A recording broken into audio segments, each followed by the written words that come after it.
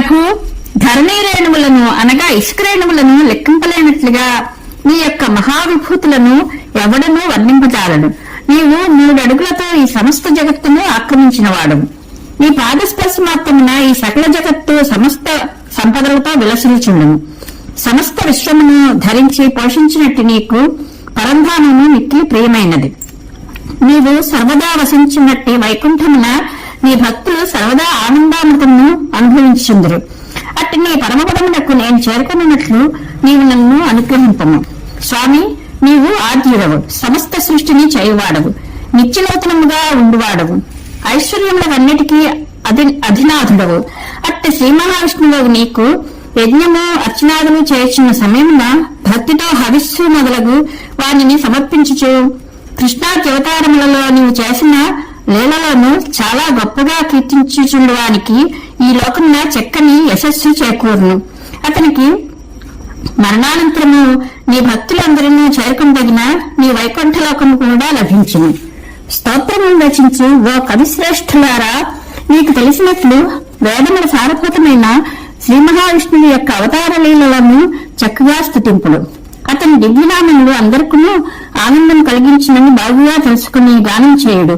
శ్రీ మహావిష్ణువు చాలా గొప్పవాడమని నిన్ను కీర్తనాదులతో సేవించుచు తత్వజ్ఞానము సులభంగా పొందినట్లు చేయము. భగవంతుడు శ్రీ మహావిష్ణువు తన కర్మల ద్వారా వర్ణాశ్రమ ధర్మములను స్థాపించను. అట్లే ఆ కర్మలను ఇంద్రులకు మేలు చేయు సేవకుని వలె మిత్రుని వలె తానే చేశాను. అట్టి విష్ణుమూర్తి యొక్క లీలలను భక్తులకు మీరు మీ మనస్సులందు కీర్తింపుడు. యోగము వలన సిద్ధి పొందిన వారు మిక్కిలి ప్రకాశవంతమైన ఆ పరమపదమును ఎల్లప్పుడూ దర్శించుందరు. అట్లే బ్రాహ్మణోత్తములు చాలా శ్రద్ధ కలిగి తమ స్థుతుల ద్వారా ఆ పరమపదమును కీర్తింతురు. ప్రభు, ఇంతవరకు నీ మహిమలను సంపూర్ణంగా ఎరిగినవాడు నభూతో నభవిష్యతి. నీ నామకీర్తనము సర్వశ్రేయోదాయకము కనుక నేను నీ నామమునే స్మరించుందును, పరపరి విధముల కీర్తించుందును. ముల్లోకములకును ఊర్ధ్వభాగమున విరాజమానముకు వైకుంఠమున నీవు సంతతము తేజరించుందువు.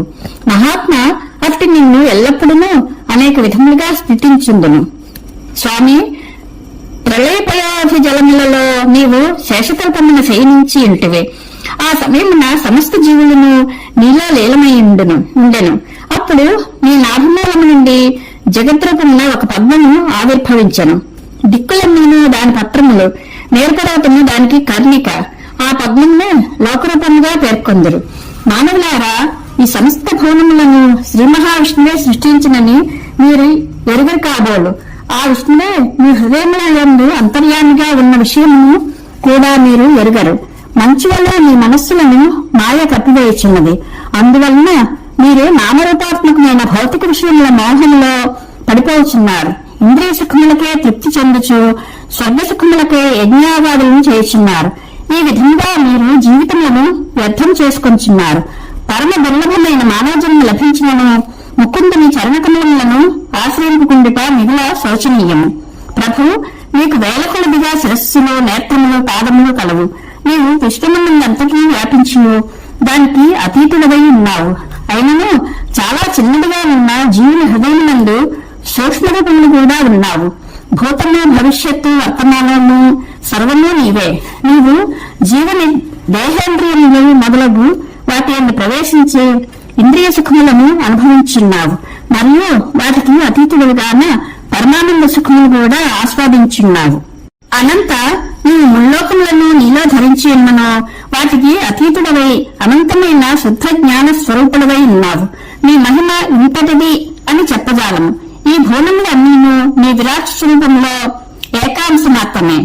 ఈ భూనములకు పైభాగమున గల 3 అంశముల యందును నీవు పరమానంద స్వరూపుడవై భాషలుచున్నావు. అట్టి నీకు నమస్కారం. స్వామి, నీ యొక్క అవ్యక్త స్వరూపము తెలుసుకునవలెనన్నచో చాలా కఠినముగా నుండును. శుద్ధ సత్వ స్వరూపము సగుణమై సులభంగా నుండును.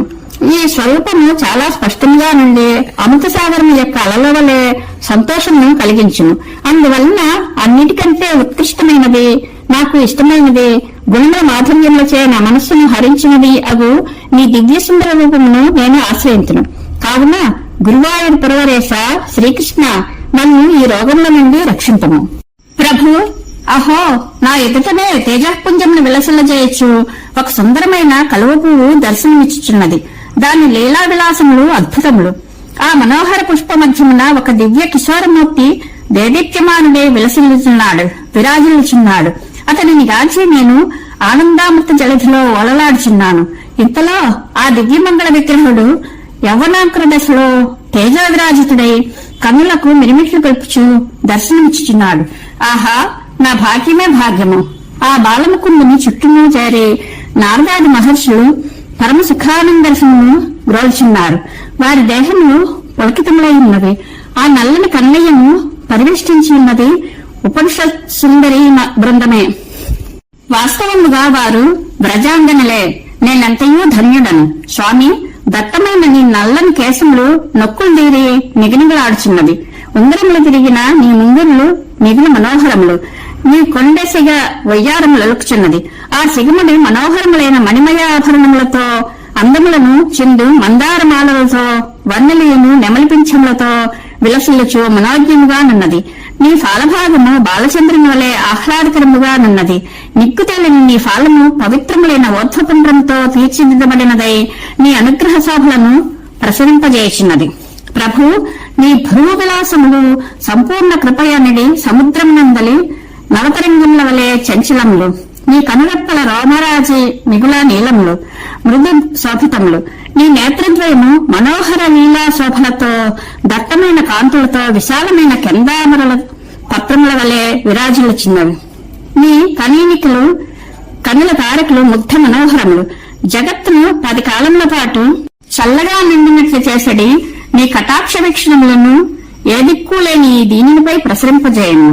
దేవా, నీ నాసిక సమున్నతము సుందరము. అతనిటి కదులుచున్న మణికుండలముల మిలమిలలు నిగ్గుటద్దముల వంటి నీ చెక్కిళ్లపై ప్రతిఫలించుచున్నవి. మల్లెమొక్కల వలె తడుకులేంచున్న నీ దంతపంక్తులతో అరుణ శోభలను వెదజల్లుచున్న నీ బింబాధరములతో విలసిల్లుచున్న నీ చిరునవ్వుల లీలలు లోకమును మరిపింపజేయుచున్నవి. ఇట్లు నానావిధంగా మనోహరముగా భాసిల్లుచున్న నీ ముఖవైభవము స్పష్టంగా జ్యోతముచ్చు నాకు ఆనందదాయకముగా అగునిగాక. ప్రభు, నీ నఖకాంతులు అపూర్వములు. నీ పాణితలములు ప్రవాళవర్ణ శోభితములు. నీ మృదుహస్తములు కోమలములు. అవి లోకరక్షాలక్ష్యములు. కాంతులను విరజిమ్ముచున్న రత్నకర్తనములతో పరిశోభితములు. అట్టి నీ కరములచే ధరింపబడిన విచిత్ర వేణువు జగన్మోహనము.